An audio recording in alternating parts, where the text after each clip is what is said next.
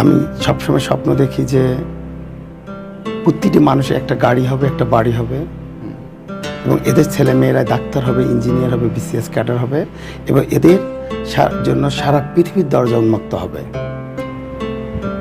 এবং আমাদের বিশেষ করে বর্তমানে আমি তো সারা বাংলাদেশ নিয়ে যদিও স্বপ্ন দেখতেছি, আমি নির্দিষ্ট একটা এরিয়া নিয়ে কাজ করতেছি, পলাশবাড়ি, পীরগঞ্জ এবং সাদুল্লাপুর, এই 3টা উপজেলা আপাতত। আর ইন ফিউচার আমার চিন্তা আসে সারা বাংলাদেশ নিয়ে আমি কাজ করব। আমার একটা ফাউন্ডেশন আছে, নিউ লাইফ ফাউন্ডেশন, এটা প্রচুর কাজ করেছে বিগত দিনে। এখন আপনার প্রশ্নটার উত্তর দিই। এটা হচ্ছে কি, যার 2 শতক জমি আছে, একটা কুড়ে ঘর আছে, এদেরকে আমি কাউকে কোনো টাকা বড় করতে দিই না, আমার লোন করা লাগবে না, কারো কাছে না, বাবা মা ভাই বোন আত্মীয় স্বজন কারো কাছে না। সবচেয়ে বিউটিফুল থিং যে কারো করুণা নিতে হবে না।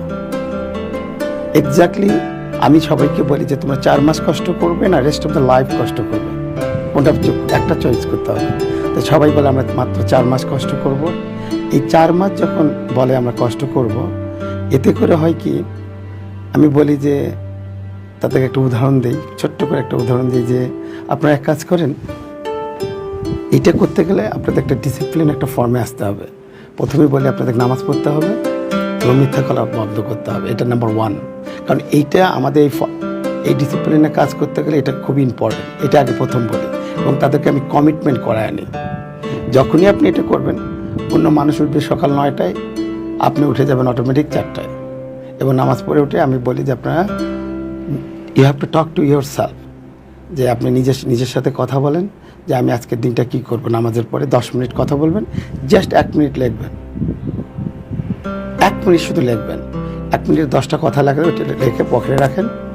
আপনার টার্গেটে হবে ভীষণ টার্গেটটা কি আপনার সারাদিনে, আপনার প্রতিটা মিনিট, প্রতিটা সেকেন্ড, এই 24 ঘন্টার জবাবদিহিতা আপনার নিজের কাছে করতে হবে।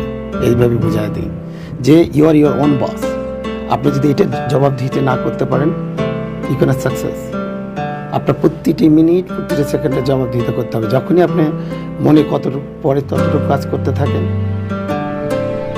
তারপরে দুপুরে যখন ঘুমাতে, ন্যাপ খাওয়া, লাঞ্চের পর ঘুমাতে যাবেন, মানে একটু ন্যাপ নেই, ওই সময় আপনাকে আমি তো ফজরের নামাজে আই প্রমিস মাইসেলফ যে আমি কি করবো সারাটা দিন।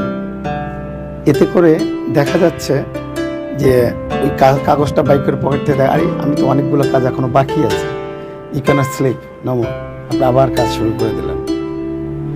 আর পয়সা আসবে কোথা থেকে, দেখেন বিউটিফুল থিংস, যে